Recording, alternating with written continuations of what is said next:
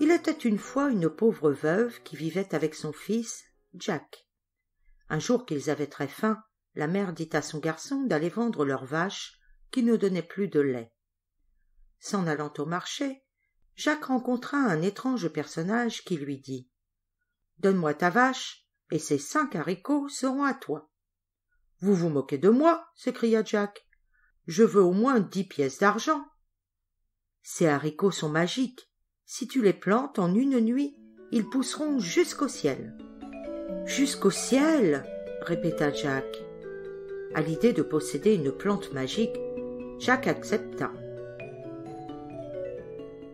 De retour chez lui, sa mère se mit en colère. « Es-tu fou, mon fils? Comment as-tu pu échanger notre vache contre 5 petits haricots? C'est de l'argent qu'il nous fallait, et non des haricots. » Tout à sa colère, elle jeta les graines par la fenêtre et envoya Jacques se coucher. Le lendemain, Jacques s'aperçut que, pendant la nuit, une immense plante avait poussé devant la fenêtre jusqu'à se perdre dans les nuages. Il se dit que ces haricots étaient vraiment magiques. Sans hésiter, il commença à escalader le haricot géant. De branche en branche, de feuille en feuille, il grimpa jusqu'au ciel. Tout en haut, il découvrit un château qui semblait flotter sur les nuages. Il s'en approcha et frappa à la porte. Une très vieille femme lui ouvrit. « Que fais-tu là ?» lui demanda-t-elle. « Je me suis perdu et j'ai faim, » dit Jacques. « Entre si tu veux, je te donnerai un peu de mon lait. Mais prends garde, car mon mari est un ogre très cruel.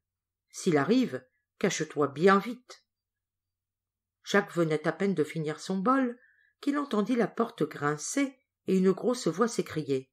« Ça sent la chair fraîche ici. » Jacques se précipita dans le four pour s'y cacher. « Des enfants sont entrés dans mon château, » continua l'ogre. « Non point, mon cher mari, vous croyez toujours sentir des enfants. Tenez, croquez plutôt ce bon gigot. » L'ogre se tut et dévora son repas avec appétit. Comme il était très riche et très avare, il compta ensuite ses pièces d'or. Puis, se sentant fatigué, il finit par s'endormir. Jack sortit doucement de sa cachette, remplit une bourse de pièces et s'échappa. Il retourna au plus vite auprès de sa mère, qui s'inquiétait beaucoup, et lui dit « Ne pleure pas, regarde plutôt ce que je t'ai apporté. Tu vois, les haricots étaient bel et bien magiques. » Jacques lui raconta alors toute l'histoire. La veuve remercia le ciel de lui avoir donné un fils si habile. Tous deux vécurent des jours heureux grâce aux pièces d'or de l'ogre. Au bout de quelques mois, il n'y eut plus de pièces dans la bourse. Jacques décida de retourner au château. De branche en branche, de feuille en feuille, il grimpa à nouveau jusqu'au sommet du haricot géant. Cette fois-ci, il se faufila par une fenêtre ouverte, sans être vu, et se cacha encore dans le four. L'ogre arriva avec une poule dans les bras. Il la posa sur la table, et tout se passa comme la première fois. Alors que l'ogre s'était assoupi, Jacques vit que la poule pondait des œufs en or. Il sortit de sa cachette et s'en empara. Mais la poule caqueta, et l'ogre se réveilla. « Au voleur, au voleur !» criait l'ogre. Mais Jacques était rapide et réussit à se sauver. Sa mère l'attendait au pied du haricot et lui dit « N'as-tu volé que cette pauvre poule à 10 sous ? Attends un peu et tu ne seras pas déçu. » Il posa la poule sur la table, et celle-ci ne tarda pas à pondre un bel œuf tout en or. La veuve remercia le ciel de lui avoir donné un fils si habile. Tous deux vécurent des jours heureux grâce à la poule et à ses œufs. Pourtant, au fil des mois, Jacques se sentait de plus en plus triste. Rien ni personne ne pouvait lui tirer un sourire. La visite d'amis, la venue de saltimbanques n'y faisaient rien. Jacques s'ennuyait et n'avait qu'une envie, retourner une fois encore dans le château de l'ogre. Jacques escalada le haricot géant. Cette fois-ci, il entra par la porte qui était restée entr'ouverte et se cacha dans un grand chaudron. L'ogre arriva et tout se passa comme à l'habitude. Pourtant, ce jour-là, l'ogre ne parvenait pas à trouver le sommeil.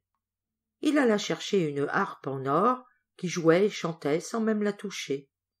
Au son de la douce musique, l'ogre s'endormit. Jacques sortit de sa cachette, sans bruit, et déroba la harpe qui se mit à crier. « Maître, mon bon maître, réveille-toi, voilà qu'on me vole !» L'ogre poursuivit l'enfant, mais Jacques fut une fois encore le plus rapide. Il se précipita dans les branches du haricot géant, et de feuille en feuille arriva jusqu'à terre. « Regarde ce que j'ai apporté !» cria-t-il à sa mère. Soudain, un bruit énorme se fit entendre. L'ogre, toujours à la poursuite de Jacques, descendait le long de la tige. Jacques s'empara d'une hache et abattit le haricot géant.